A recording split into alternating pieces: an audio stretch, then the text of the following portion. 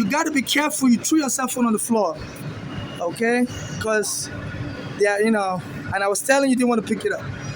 So yesterday, this was how they arrested me. Somebody lost their cell phone on the floor, and that's why they came into the bathroom. They wanted to see if I was the one that stole it. So this day out, this guy came and sat there, and he threw his cell phone on the floor. I was telling him, "Second, pick up your cell phone." So I don't know if it's the undercover agents and they plan to arrest me again. That somebody claimed they were sitting next to me. So they're telling their people to set you up and kill you. So this is what they're doing. I'm recording this. They have a spy camera on this train. This is their train. So before I start safe, they're accusing immigrants of theft and all kinds of stuff. And then they will arrest you later. So somebody claimed they were next to you and they dropped their cell phone. So they keep planting all kinds of. That was the time they left a wallet near me with hundreds of dollars, ID, and they do all kinds of stuff. And usually I would just abandon it. But sometimes I have to pick it up and go give it to the token booth clerk. And they tell me, no, you could have just kept it. I said, no. There was a day as I was about to go through the turnstile, somebody left $5 near the turnstile. So I picked up the $5 and went and gave it to the token booth clerk. And somebody left their money on the floor.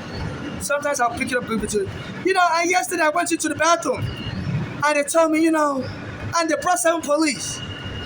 And I said, the reason why we came, they didn't even tell me what they arrested me. It was in their prison that they were telling me. They didn't even tell me why they arrested me. It was in their prison that they were telling me, thank you. So let me put the money in the back. Thank you. God bless you for being here. So they're setting up us immigrants to create a false arrest. Sometimes they would leave wallet near me. And a guy came and sat here where this guy is now sitting and left his cell phone on the floor. And I told him, sir, pick up your cell phone. And they wouldn't pick it up. Excuse me, sir. Sir, with the food town hat. So you saw that guy drop his cell phone and didn't want to pick it up. You don't speak English. He was still in front of the guy. He had to tell the guy to pick it up. So there's all kinds of funny stuff happening around me. And nobody will want to serve as a witness. All this funny, they bring all kinds of funny people around me and they wouldn't want to serve as a witness. I'm like, whoa. What are people covering up? I understand some people don't speak English. Fine. I just don't want funny business around me. So please, if you're watching my video, please donate to my Cash App, NYC Homeless. My mother was killed. They framed her as crazy. She had a US passport. She was from Nigeria. And she went to get treated in Bellevue Hospital. I said they were treated like she was crazy, framed her as crazy. Her own daughters joined in and got her killed. And my mother's address are part of the narcotic gang, Bolani and Flora. That's her address name. And I've been trying to get justice for my mother. Nobody would help me. And now it's been arrested everywhere I go. So it's like they want to extinct us immigrants. So please donate to my Cash App. It's NYC Homeless so I can take this matter to court while I'm alive. They arrested me yesterday in the bathroom. They said, and they come with the police to attack me in the bathroom. And they will put him in handcuffs. They didn't tell me what was going on. And they were just trying to make up all kinds of lies. Eventually, after they had arrested me, taking me to the prison, that's when they told me, somebody said they lost their cell phone. And said, I was like, okay, so why didn't you tell me this in the first place? And if somebody lost their cell phone, couldn't it be somebody else took it and went and gave it to the token clerk? Because under New York law, if you find somebody's missing stuff, you can give it to the police. Why would you then come to the bathroom to arrest me? If somebody said they lost their cell phone, they left their cell phone on the chair somewhere, maybe somebody thought it was an abandoned property and took it to go and give it to the police. They're having people smoking around me and all kinds of stuff. So they harassed me 24/7 and they told me we're going to make you kill yourself. They said their police torture people to death. There's a place called Guantanamo Bay Prison. They said they abuse these immigrants in Guantanamo Bay Prison so much. These immigrants commit suicide. So please donate to my Cash App, NYC Homeless. And please, I'm not looking for marriage with anyone. I'm not looking for anybody to inherit my money when the police kills me. But if I die, please, I'm just looking for financial donations, non-conditional financial donation to my cash app. Please, I don't want any movie to be made about me in case I die. I'm a very private person, and I really don't talk I really don't tell people my personal life. Even my mother's daughters that killed my mother belonging for her. When I had an immigration case, the immigration was asking me if they know about my life, and I told them no, I don't really tell them about my life. And the immigration was surprised. I'm introverted. This was in 2000 when I was arrested by the immigration when my mother brought me. And the case lasted 8 years before I finally got my green card. My mother had a green card, and the immigration didn't have to arrest me.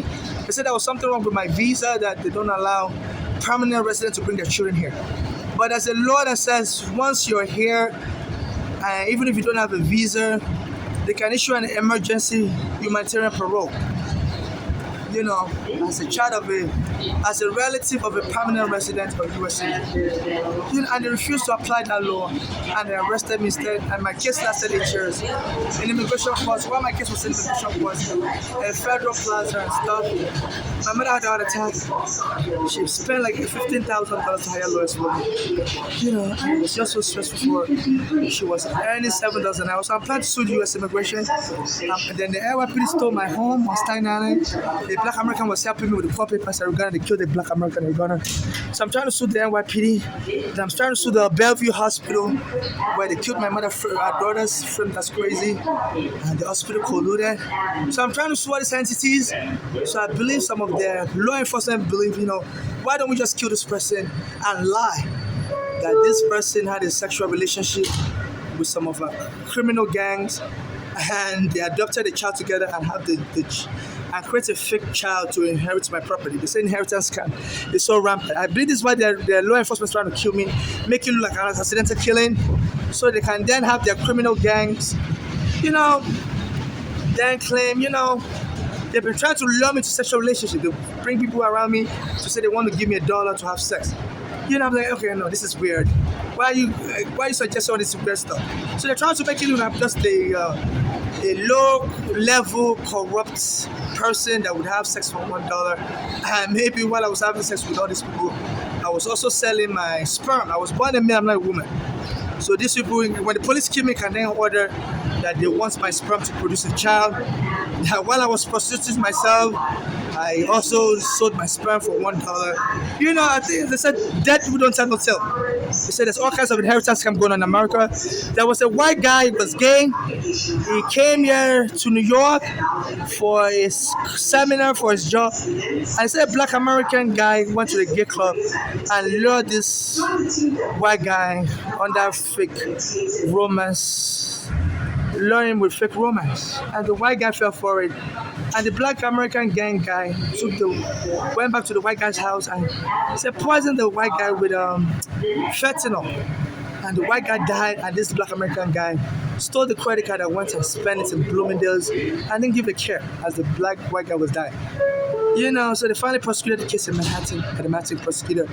You know, they said a lot of the gangs in America are targeting gays to lure us with fake romance. Like some days ago, a woman was coming near me, you know, because usually they use men to lure gays into fake romance. They use Black American men to lure gays into fake romance and then kill the gay person and steal the property. So now, you know, I've been talking about that, you know, on my videos on YouTube. So now they're accusing women now. Yes, like 2 days ago, it was windy. I was in front of the Brooklyn Federal Courts near the library on Cadman Plaza, and it was windy. I fell down on the floor.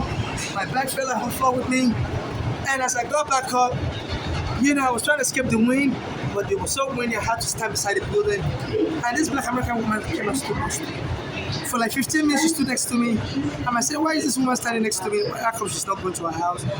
And she said, "You know, it's so dangerous out here." And she finally spoke to me. Said, "So you shouldn't be out here. It's so dangerous." You know, I'm like, "It's okay, don't worry."